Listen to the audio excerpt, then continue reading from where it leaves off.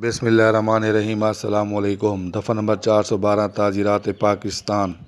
بددیانتی سے ایسا مال وصول کرنا جس کا سرقہ ڈکیتی کے ارتکاب میں کیا گیا ہو۔ دفعہ نمبر 412 تعزیرات پاکستان۔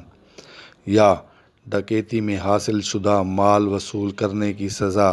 دفعہ نمبر 412 تعزیرات پاکستان۔ نمبر 1، جو کوئی شخص بددیانتی سے کوئی ایسا مال مسروقہ وصول کرے یا اپنے پاس رکھے یا اپنے قبضے میں رکھے جس کے بارے میں علم ہو کہ ڈکیتی کے ارتکاب کے ذریعے حاصل کیا گیا ہے۔ نمبر 2، اس کی سزا 10 سال تک قید سخت ہے۔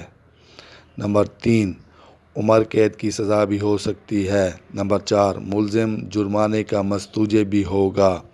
ارتکاب کے معنی عمل میں لانا یا مکمل کرنا۔ مستوجب کے معنی قابل، کسی بات پر سزاوار۔